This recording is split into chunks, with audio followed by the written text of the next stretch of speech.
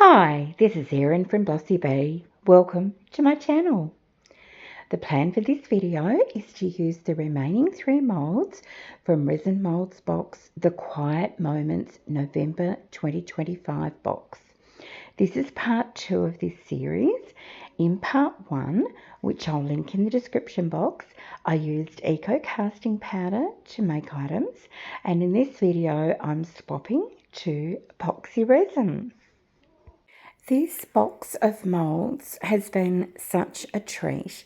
So this is everything that came in the box, and so far, as I mentioned, I've made items out of AR400 Eco Casting Powder, and those items were the Promise of a Treasure Box mould, the Vessel of Growth mould, then the Dish of Gratitude mould, and lastly a Gentle Glow Cat Holder mould.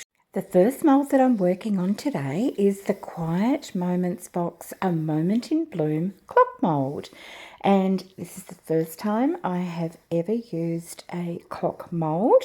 And as I'm looking at the information sheet with the pictures, I can see that it's got quite a lot of detail in the surface of the mould, and also the numbers for the clock are going to need to be on my mind as well. And I had come up with a plan to deal with those and to try and bring out the features of the mould and also highlight the numbers. And I'm going to use DecoArt DuraClear Gloss Varnish and mix that with some mica powders to bring out the details that I need. And as I'm looking for a white type of a colour for the numbers, I'm using Solid Solutions Pearl Mica Powder in Glacier, and on the top of a little paper cup I've got some of the varnish, and I'm mixing in the pigment, and I'm just making sure that I get it all blended in properly, no little extra powdery bits, and then I just start applying it using a little micro brush tool, and it does go into the numbers okay, but I notice very quickly that the silicone this particular mould is made from is causing the varnish to bead, and by that I mean it's not just sitting in the place I leave it. It is shrinking and moving, and this ends up becoming quite a problem. In hindsight, I should have stopped here, but I didn't. I go and get the gorgeous iridescent berry from Solid Solutions, pearl mica powder, and I get a fresh little cup and mix that up with the varnish, and this is going to be how I highlight parts of the mould. And this is actually really difficult for me to watch back because it did not work. So if you're thinking to yourself, oh, okay, I could put some mica powder with some varnish and use that, well, yes, you can, and it does work normally, but not for this mould and not for this person. I am going to just rapidly forward through all of this because I ended up getting it everywhere. I ruined my numbers. That little part that I'm working on now, I thought it was another flower. It's not. It's a fairy. Everything you could do wrong, I pretty much did. And I'm very lucky, spoiler alert, that it actually turns out looking really pretty, because this part wasn't pretty. and it was very frustrating. So let's move to the good bits. So after all of the varnish has dried, it is time now to use some beautiful River Resin Deep Pour along with this absolutely stunning Dusty Rose Pearl Pigment from Solid Solutions. This mica powder is going to give us a really, really lustrous, deep, rich, heavily pigmented colour, and I think it will go really well with that iridescent berry colour also. This very quickly starts giving off those it's almost good enough to eat vibes. And pouring it is an absolute pleasure because you can see how gorgeous this mixture is. It is a really straightforward pour, apart from all of the bits that I did in the beginning. So there's that. I allow the resin to self-level, and then just using a small little tool, I go in and make sure that there are no bubbles lodged around the edges, and then I just set that aside to cure. So we're looking at around 24 hours for the deep pour resin. So while that's curing, I'll go on with my next project. I'm going to be working now with the Spirit of Change mould, which is this gorgeous 3D chameleon mould. And then I've got the little turtle and tortoise set, which is number 5, the Journey's Companion Turtle Keychain mould. And let's go with these. So I've decided to use a different approach to this one. I'm going to coat the inside of all of these molds with some really beautiful chrome powders. Now these I purchased from Temu, and I'll put the link to them in the description box. I've used them before really successfully, and I think that they will give me a lovely finish. Now when I'm looking at this chameleon mould, I can see that there are some parts that I probably should highlight. So there is a spine running down the back, a ridge, and then there's some patterns on either side of that. And then of course I've got to think about the eyes and the head.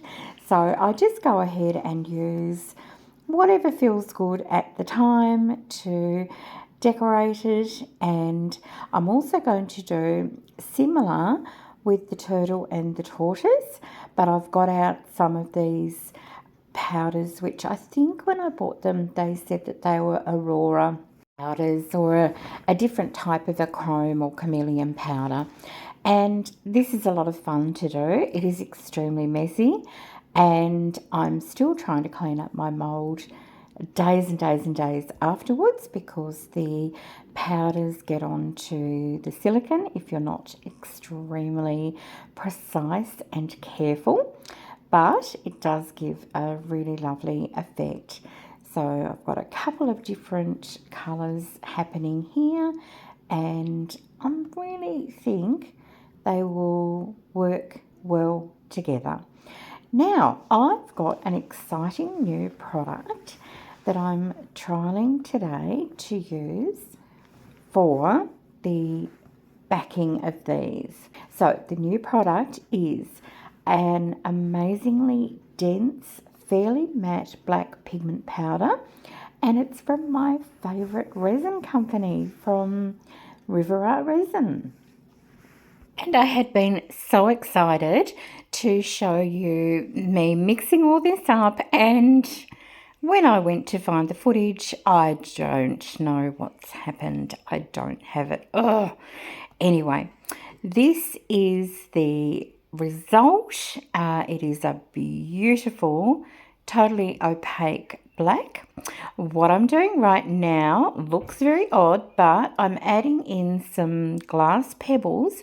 I didn't quite make up enough, and I really wasn't in the mood at the time to mix up some more, so I've just added in a couple of little glass pebbles, and that brings the level of the resin up to the top of the mould. It's a good little trick to have on hand.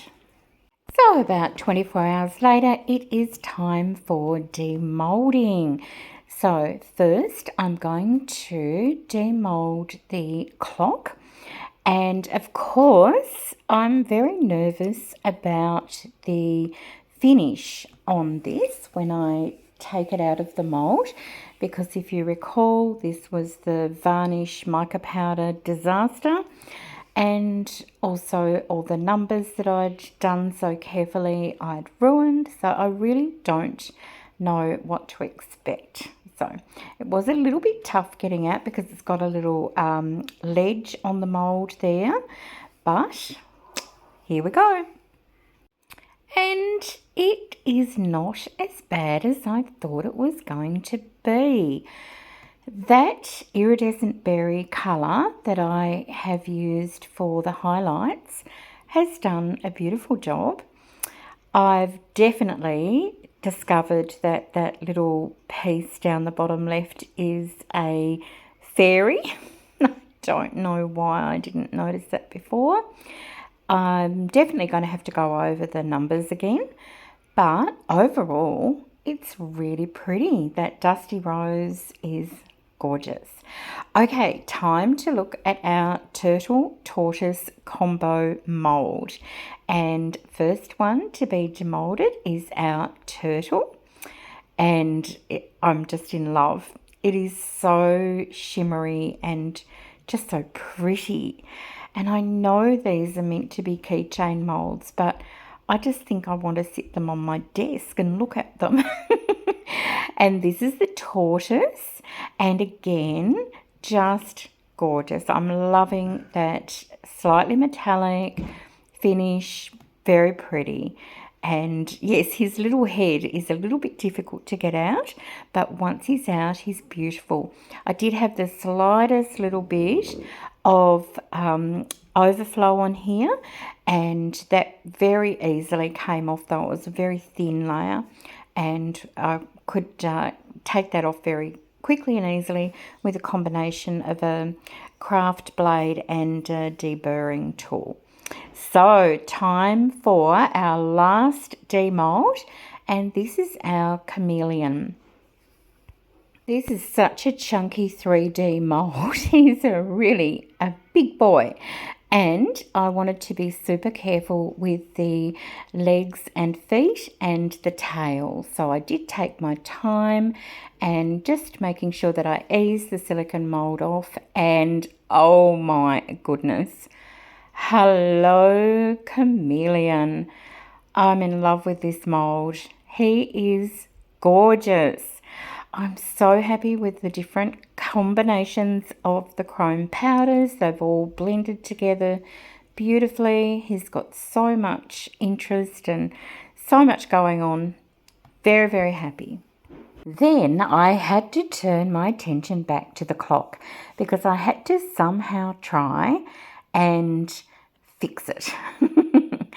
So I've got a white Posca marker, a 1MR, and I'm going to try and go over the numbers with the Posca marker just so that they really stand out.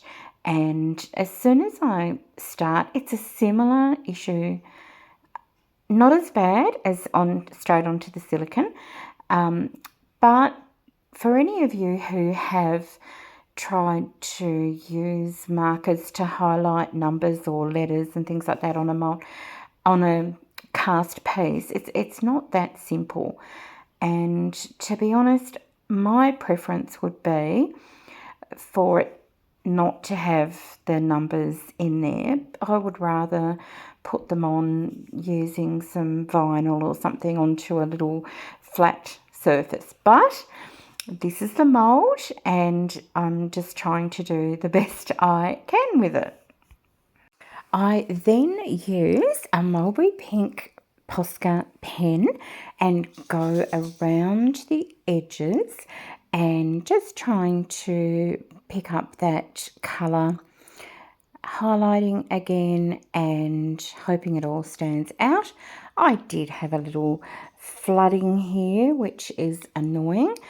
I love my Posca pens, but when they do that, it's just one of those things.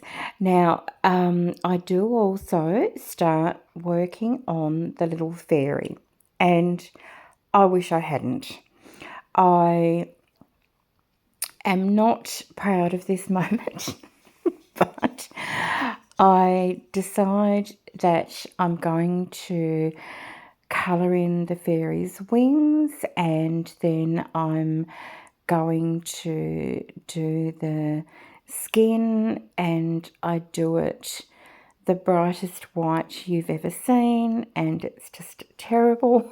And it just keeps going on. Anyway, look, they say a picture tells 1,000 words, so there you go.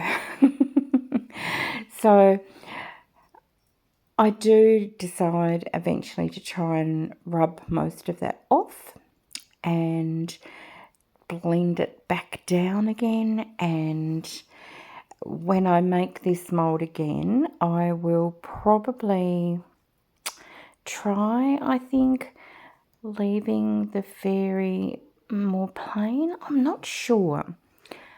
Just not sure. Adding extra details to cast pieces is just not my safe comfort level place that I like to be in, and it's not my style. I like things that are simple and fairly plain and speak for themselves, and so this mould did definitely push me way outside of my comfort zone, which is not a bad thing. And it's, you know, every time I do something like this, I learn from the experience. And, you know, I've learned here that fairies shouldn't have bright white skin. And I wouldn't do that again. Oh dear, oh dear.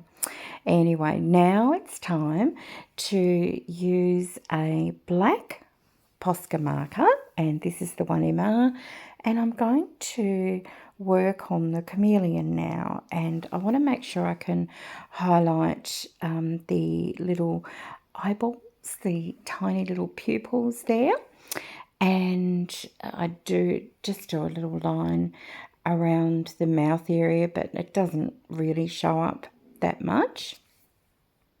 And then I do similar with the little turtle and tortoise. But I do have other plans for their eyes. I just think they deserve eyes that stand out a little bit. Time to see if I can improve our little fairy's appearance. I'm using the gorgeous Pixie dust from Just Resin, and I'm mixing in some UV resin from Let's Resin. And I'm going to just really carefully apply that to the pink areas to try and give it an extra little bit of a sparkle, and of course also to seal in the colouring that I've used and make it more durable. So I just carefully apply that as if I'm doing a finishing top coat on a piece of jewellery or something like that, spreading it to the edges, and then I use my UV light to cure. And I'm working at night on this because if I was working during the day, I simply would not have the speed to be able to do this without it curing with the sunlight, because where I work is right next to a big window. The other little tip I'd like to share is that when you're using UV resin in between curing, just make sure that you put any resin that is out of the bottle, just put it behind something so it doesn't cure as well. And I'm just taking a little bit of the leftover resin now and going around and highlighting parts of the flower and just adding an extra little sparkle there. And then I'm going to put the teeniest little bead of this UV resin onto the eyes of my Chameleon, Turtle and Tortoise, because I think that over the top of that black Posca pen it will give a really gorgeous beady black eye that's shiny as well, and it also gives it a little extra dimension. After giving these a final UV torch, I'm ready to add the mechanisms of the clock, and it comes with the actual battery sort of mechanical part that goes at the back, and then the hands. And you actually get 2 sets of these in the kit, which is super generous, so you can make 2 clocks. It's very easy to put that part together, and then adding a battery in, and then sort of the little breath holding moment to see if it will actually work. And it does. But just a little tip, if you're making this or any other clock, the hands must be separated so that the 3 different hands can actually just move freely over the top of each other. So I'm just changing the time here to what was the current time then, and then making sure that the metal arms of the clock are not touching as they go round. I hope I'm explaining that okay. So they just need to have that clearance. And it worked perfectly once I made sure that each of the 3 hands was separated and not touching the other. I had a fully functioning clock. So an absolute first for me, and I'm so thrilled I was able to make a clock. So I've had so much fun with this subscription box, the November The Quiet Moments from Resin Mold Box. And if you would like to purchase a one-off box or any of the molds that I've shown you, check out my description box. I do have a discount code for you, which is BlossyB, and I'll put all of the details in there as well for you. So I just am so happy with this. I'm really pleased with what I've been able to make. In a moment I'll show you some photos of the pieces, but I also do want to remind you that I've got a Solid Solutions discount code as well, and they have the most incredible Black Friday sale on at the moment, and worth checking out. I've just started using in the last couple of days their Solidcrete, which is their eco casting powder, and it is currently half the price of my normal eco casting powder. So too good to not try. And they've also got amazing silicone rubber, molds, timber placemats, coasters and other timber items to use with resin. Every resin under the sun, including UV resin, polyurethane resin, and they just are a one-stop shop for all of your resin crafting goodies in Australia, and cannot highly recommend them enough. They're brilliant. So here are the finished pieces, and as I said, I'm really happy with these. This box again was a great boost to my creativity, and I really hope you like what I've made. I look forward to seeing you in my next video. Bye for now.